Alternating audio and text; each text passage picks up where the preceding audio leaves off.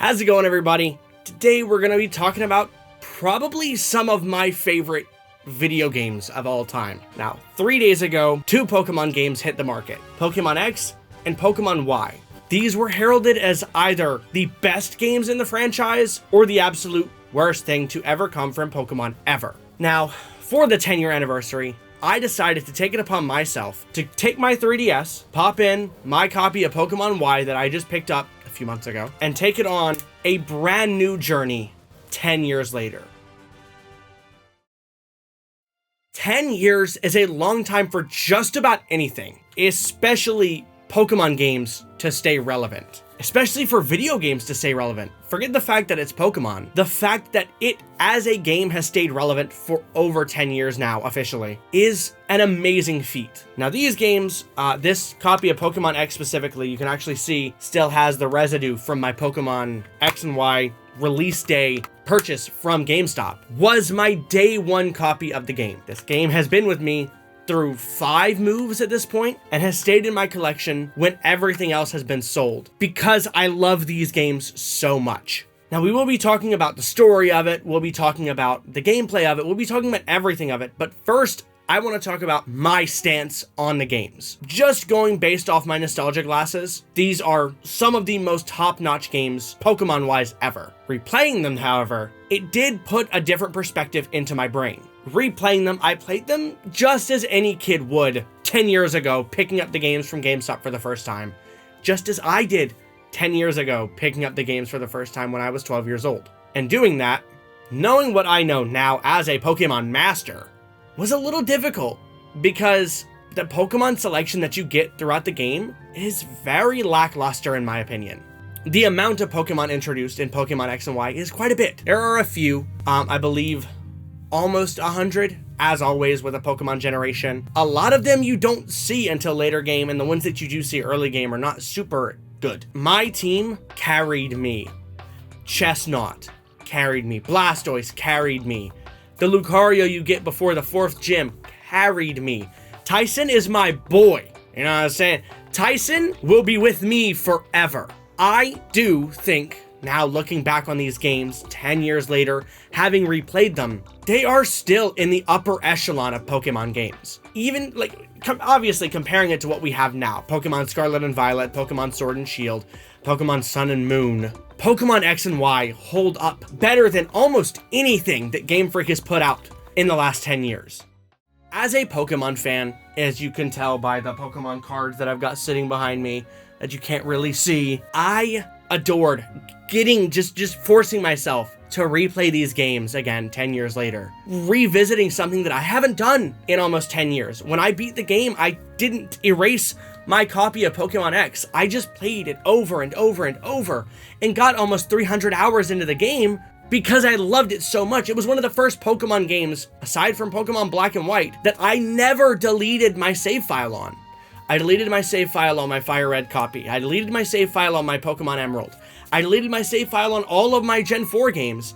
But to this day, 10 years later, I want to emphasize that, 10 years later, this game could go on its own Pokemon adventure.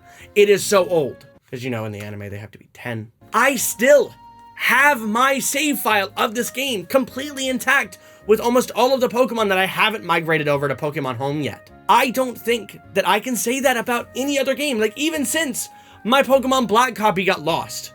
So I had to buy another copy of Pokemon Black. My Pokemon Black 2 copy got lost. I still haven't purchased a Pokemon Black 2 copy since. Out of all of my Pokemon games, my Pokemon X copy has stayed consistent, has stayed alive for the last 10 years, which cannot be said for most other things. Now, you might be thinking, Brayden, you told us that you restarted Pokemon Y. How did you do that? Well, I just bought a used copy and didn't care about the save file that was on it. This was the most fun that I've had with a Pokemon game in a very long time. Now me, somebody who is so used to playing Pokemon randomizers, playing the game not really the way that Game Freak intended, picking up this copy of Pokemon Y, not randomizing it, not doing anything extra in it, other than just playing the game. I didn't nuzlocke it, I didn't do anything like that. I just played the game and enjoyed the story of the game and had fun playing the game. I genuinely cannot say the same if I were to go play Pokemon Fire Red right now, if I were to go play Pokemon Sapphire right now, if I were to go play a game that I have memories and fondness of playing randomized over and over and over again, versus a game that I think, in terms of just the way that the game is laid out and the way that the game is played, Pokemon X and Y is perfect. You might be thinking to yourself, Brayden, holy shit, that was the boldest claim I think you've ever said in any of your fucking videos. But I am being completely serious when I say that Pokemon X and Y 10 years later is a near perfect game. The story, see, you like that segue, YouTube? You like that? I do. I love it. The story behind Pokemon X and Y is probably one of the most fleshed out, deepest stories of any Pokemon game. Pokemon Red and Blue. Oh my gosh, he's a gangster. Pokemon Gold and Silver. Oh my gosh, the gangster's back. Pokemon Ruby, Sapphire, and Emerald. Holy shit, too much land, too much water. Pokemon Diamond, Pearl, and Platinum. Let's restart the world, which it's metal as fuck. And then in Pokemon Black and White, they're just trying to enslave the human race. Pokemon X and Y, Lysander just wants to kill everybody. What the fuck? Like, Lysander literally wants to eradicate and mass genocide the entire human race. He wants to use Yveltal or Xerneas, respectively, depending on which game you're playing, to an ultimate weapon and kill the entire fucking planet. In a, Holocausty kind of way, considering he picked his perfect race, and I think Lysander is Hitler. Thinking about it, like, that just set with me. Like, yeah, genocide's pretty bad. He is Hitler. Everybody in Team Flare has red hair and covered eyes. Just like how Hitler wanted everybody to have blonde hair, blue eyes. Coincidence? I think not. Going on to that story, I know in Pokemon Black and White, all of the gym leaders come to help you save the world, so to speak. And in X and Y, they don't really care about you for any other reason than fourth gym leader. I actually am trying to think. I think the fourth gym leader is the only one that has extra story additives. Her being a part of the whole Mega Evolution Guru story arc. Diantha is there as the champion. Now, you don't know she's the champion. Spoiler alert, 10 years later, she's the champion. She's there from the very beginning. The first time you enter Lumio City, she's sitting there talking with Lysander about Mega Evolution, and she doesn't know that he's Hitler. Did any of us know that he was Hitler? I don't think so, but he was. YouTube's probably gonna flag this video for the amount of times I say Hitler, but c'est la vie. Bringing the camaraderie that you have throughout the story with Tierno, Trevor, Shauna, and in my case, Serena. If you pick the female, it's Callum. The camaraderie of your 5 friends going on an adventure together is something that's unmatched in any other Pokemon generation. Every other generation, you've got 1 rival. This generation, you have 4. Mind you, 2 of them don't really care about Pokemon, being Tierno and Trevor. He just wants to dance, Tierno does, and Trevor just wants to collect the Pokedex. But Shauna and Serena are some of the most fleshed out characters in Pokemon. Shauna having one of the cutest moments in all of Pokemon being the fireworks scene off of Route 7. I can't remember what the castle name is, but that is one of the cutest things, one of the most endearing things that I can think of in any Pokemon game. And Serena just being the most driven Pokemon rival. She doesn't have any ulterior motives like fucking Hugh does. She just wants to be the best trainer in the world. And she can't do that because I exist. I'm the best trainer ever. But I do think that band of ragtag good doers helps further the plot so much. Because who's there when the world's ending? Your friends. They're there to help you stop the end of the world. They're there to stop Lysander from killing all of humanity. I just want to emphasize that again. Eren Yeager moment. There, I'm going to say Eren Yeager. Ooh, that might be a spoiler. They are there pushing this game, or pushing the story forward, and getting you to a point where you stop Lysander, where you stop the genocide, where you stop everything bad from happening, more or less, and becoming the hero of Kalos that you deserve. I'm not the hero that we need, but I'm the hero we deserve. Other way around, I don't care. Batman moment. I'm Batman. To top it all off, after you beat the game, after you beat all of the gym leaders, after you beat Cynthia, what the fuck? After you beat Diantha and enter the Hall of Fame and beat Lysander and do all of that fun shit, you realize that this 7-foot-tall motherfucker AZ that was trapped in a prison, he was in a prison cell because he wasn't a perfect person! You find out that he was the one that made the ultimate weapon 3,000 years ago. You find out that after all of this time, after the weapon is destroyed, after everything bad was stopped from happening, AZ is finally able to meet with his former Pokemon Floette that has been searching for him to return to life 3,000 years. And I'll put the post up on screen. But when I beat Pokemon X and Y for the first time, or when I beat Pokemon X release week for the first time, that actually genuinely made me cry. Got good news, 10 years later, it still brought a tear to my eye. Now, I wasn't bawling like I was when I was a 12-year-old, but even after everything, I still found that to be one of the most endearing endings to any Pokemon game. Because after all of the troubles and hardships that AZ had been going through for 3,000 years, he finally got to be with his partner one last time. And that genuinely is one of the saddest, most amazing things that Pokemon could ever fucking do. Now, onto the gameplay.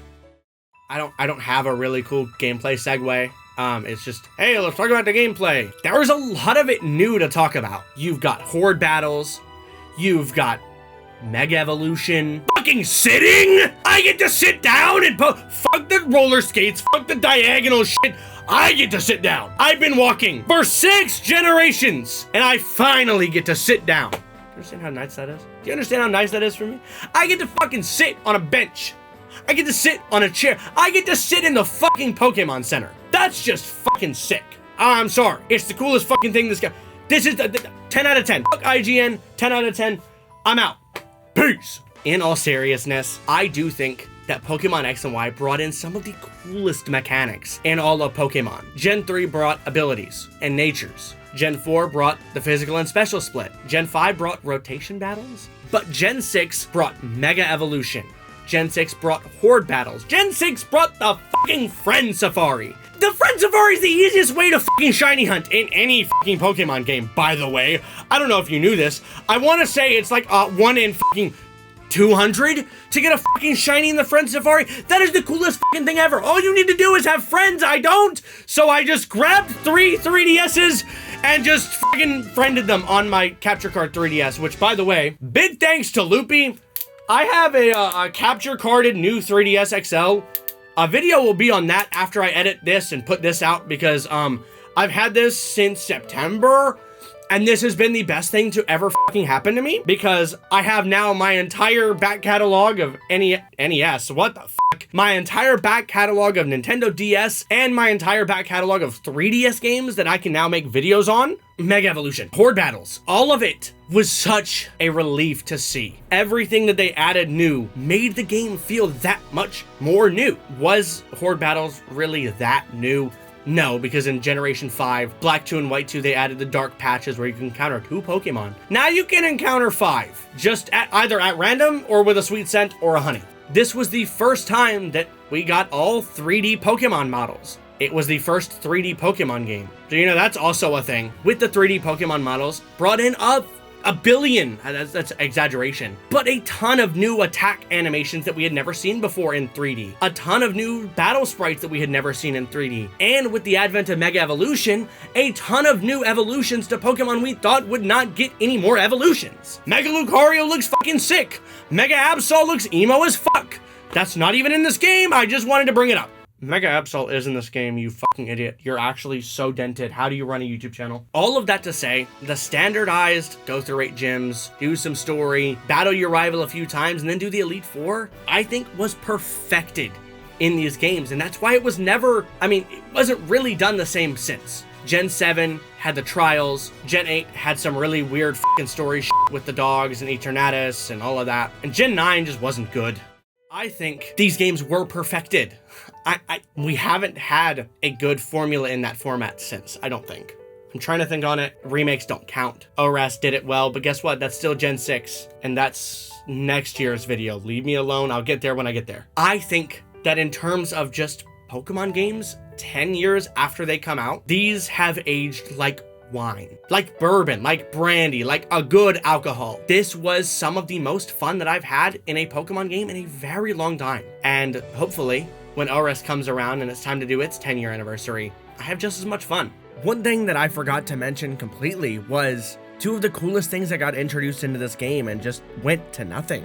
Pokemon Ami, and Super Training. Super Training, the whole point was to bypass the stupid shit that is EV and IV training, even though you can't really, I don't think you can train IV, I think you're just born with them. Super Training helps you just have fun doing EV training, so you don't have to deal with all of the bullshit battling the same Pokemon 17,000 times. And Pokemon Ami makes it so much easier to level up and evolve Pokemon and enjoy your friendship with said Pokemon. I don't think that anything has ever come close. Like, yes, cool, the sandwich making and the camps in Gen 9 and Gen 8 respectively are cool, but Pokemon Ami is just the cutest fucking thing ever. Like, look at me petting this little motherfucker. It's just great. Before we do wrap up the video, I did just want to say a quick thank you to Loopy, which, mind you, I paid for it. The capture card that Loopy installed is one of the best things that I've ever used. It just uploads or lossless quality to my computer, pulling up Fiverr, because I don't want to slaughter this guy's name. February Faison